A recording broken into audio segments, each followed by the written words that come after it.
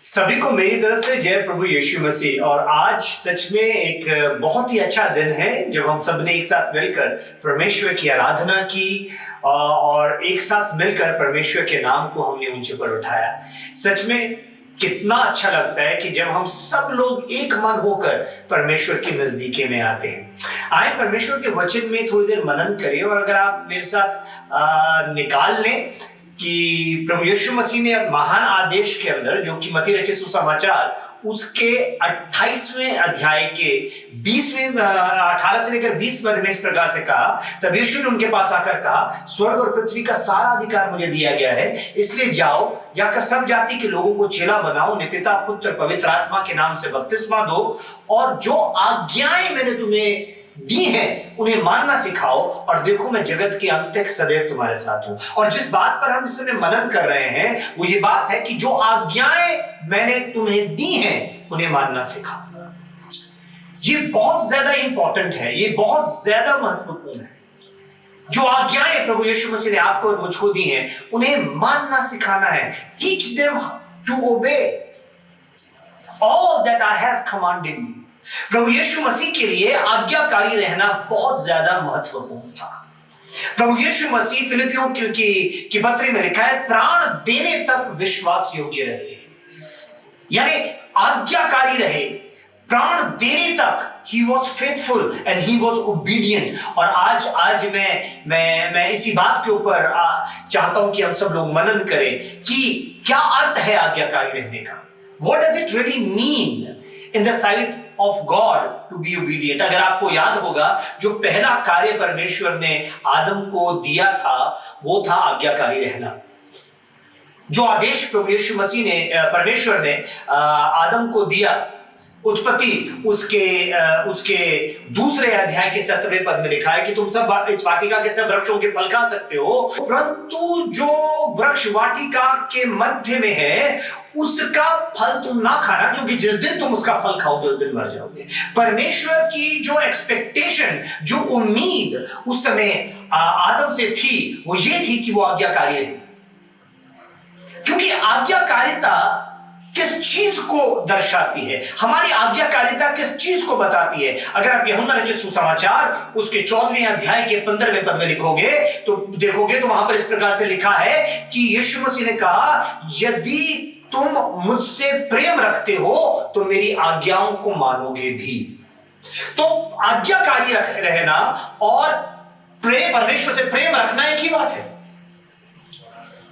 जितने लोग परमेश्वर ये दावा करते हैं कि वो परमेश्वर से प्रेम करते हैं, उनको परमेश्वर के प्रति आज्ञाकारी रहना होगा।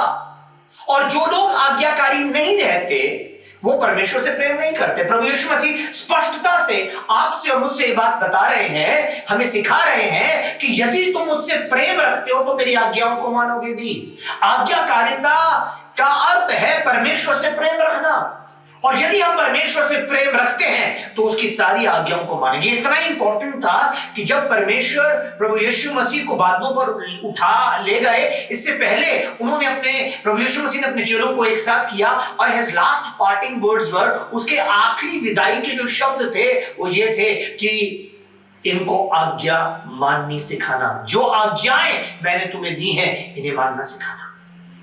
इतना इंपॉर्टेंट था क्योंकि जो आज्ञाकारिता है वो परमेश्वर के प्रति हमारे प्रेम को दर्शाती है। आपको याद होगा जब प्रभु यीशु मसीह पतरस के पुनरुत्थान के बाद पतरस को रिस्टोर करने के लिए गलील में उसके पास आए, तो प्रभु यीशु मसीह ने उससे क्या कहा? उसे 3 बार पूछा, क्या तू मुझसे प्रेम करता है, क्या तू मुझसे प्रेम करता है, क्या तू मुझसे प्रेम करता है? और पतरस का जवाब था, हाँ मैं तुझसे प्रेम करता हूँ, हाँ मैं तुझसे प्रेम करता हूँ, हाँ मैं तुझसे प्रेम करता हूँ। अब वो प्रेम के बारे में बाद में समझेंगे कि प्रेम अगापे फिलियो क्या था, परंतु प्रभु यीशु मसीह जो उससे कह रहे थे, आज हम उस बात के ऊपर केंद्रित होते हैं, उस बात को समझने की कोशिश करते हैं। प्रभु यीशु मसीह ने उससे बोला, क्या तुम मुझसे प्रेम करता है? जब उसने कहा हाँ, तो प्रभु का उत्तर क्या था कि मेरे मेमनों को चरा। हालेलुया।